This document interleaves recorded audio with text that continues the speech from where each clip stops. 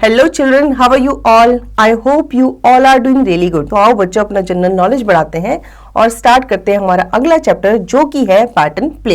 A, there are 3 books on a shelf. The first book has 8 pages. The second book has twice as many pages as the first book. The third book has twice as many pages as the second book. बच्चों यहाँ पे आपको बताया गया है कि एक shelf में 3 बुकें रखी गई है, ठीक है। एक बुक का जो पेजेस हैं, एक बुक में जितने पेजेस हैं वो कितने हैं? 8 पेजेस हैं, ठीक है। अब सेकंड बुक में बताया है, उसमें नंबर नहीं बताया, उसमें आपको पता लगाना है, उसमें हिंट दिया है कि जो सेकंड बुक है उसमें जो पेजेस हैं वो पहली बुक से डबल है, ठीक है। फिर आपको बताया कि जो थर्ड बुक रखी है वो आपकी सेकंड बुक के पेजेस के डबल है, ठीक है। तो इस तरह से आपको गेस करना है कि बाकी की जो 2 बुक है उसमें कितने पेजेस हैं। A, how many pages does the second book have. अब आपको बताना है कि जो सेकंड बुक है उसमें कितने पेजेस हैं। तो आपको हिंट तो दिया गया है कि जो सेकंड बुक के पेजेस हैं वो फर्स्ट बुक के क्या है? ट्वाइस है, मतलब डबल है। तो आप क्या करोगे? 8 × 2 करोगे तो आंसर आ जाएगा 16। तो आपको पता चल जाएगा कि सेकंड बुक में 16 पेजेस है। B, a bookworm eats all the pages in the 3 books. How many pages does it eat. अब शेल्फ में क्या जाता है? एक कीड़ा जाता है जो किताबें खाता है, ठीक है, किताबों के पेजेस खाता है। तो उसने क्या किया? उस कीड़े ने उन सारी बुक्स के सारे पेजेस खा लिए। तो यहाँ पे आपसे पूछा गया है कि उन तीनों बुक में कितने पेजेस थे। तो हमें पता था कि जो फर्स्ट बुक है उसमें कितने पेज थे? उसमें 8 पेज थे, ठीक है। सेकंड बुक में हमने पता लगा लिया था कितने पेज थे? 16 पेज थे। अब हमें थर्ड बुक का पता लगाना है, फिर हमें उन तीनों को प्लस करना है और हमें पता चल जाएगा कि उस कीड़े ने कितने पेजेस खाए। तो थर्ड बुक में सेकंड बुक के ट्वाइस पेजेस थे, ठीक है। तो सेकंड बुक के कितने पेज हमने बताए थे? 16। तो आप 16 × 2 करोगे तो आपका आंसर आएगा 32, ठीक है। तो इस तरह से फर्स्ट बुक में 8 पेजेस थे, सेकंड बुक में 16 पेजेस थे और थर्ड बुक में 32 पेजेस थे। अब आप इन तीनों को प्लस करोगे तो इनका आंसर आएगा 56। तो तीनों बुक में कितने पेजेस थे? 56 पेजेस थे, जो कि कौन खा गया? वो कीड़ा खा गया। तो इसका आंसर है 56। अब हम इसका बी पार्ट देख लेते हैं। Look at each pattern and see what should come in place of question mark.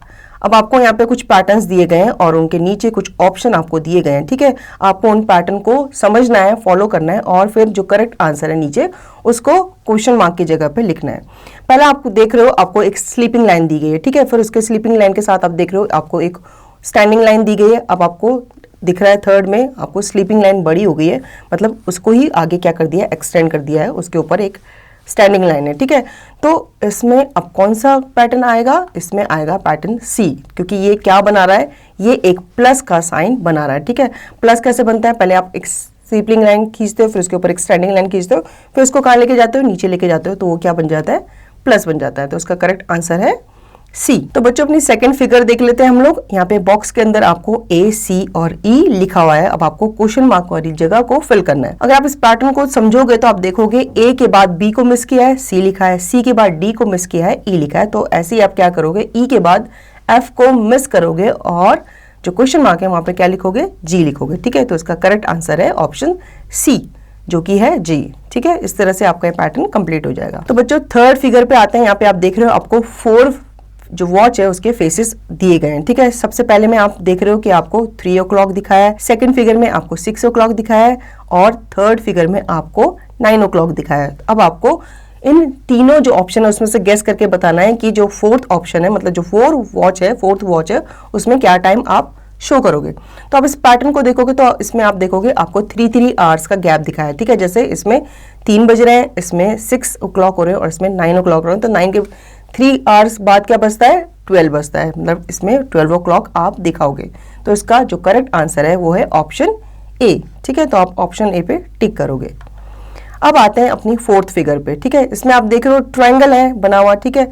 Triangle में ऊपर की साइड पे उसका जो माउथ है, जो उसका एरो है वो कहाँ जा रहा है? ऊपर की तरफ जा रहा है। सेकंड फिगर में लेफ्ट साइड जा रहा है, ठीक है। और जो थर्ड फिगर है उसमें डाउनवर्ड जा रहा है। तो अब आप इस पैटर्न में से सही पैटर्न यहाँ पे देखोगे कि फोर्थ फिगर में क्या होना चाहिए, मतलब आगे इसका क्या पैटर्न होना चाहिए, किस तरफ को इसका माउथ होना चाहिए। तो मेरे हिसाब से इसका आंसर है बी, क्योंकि ये अप साइड भी चला गया, लेफ्ट साइड भी चला गया, डाउन साइड भी चला गया। अब इसको कहाँ जाना है, राइट साइड जाना है। तो इसका जो ऑप्शन है वो ऑप्शन बी इसका करेक्ट आंसर है। ठीक है, तो आप बी पे टिक करोगे। इस तरह से आपका ये जो एक्टिविटी है वो कंप्लीट हो जाएगी और चैप्टर भी एंड हो जाएगा। आई होप बच्चों आपको ये चैप्टर समझ में आया होगा। अब इसका रिवीजन, उसकी प्रैक्टिस आप खुद से करेंगे।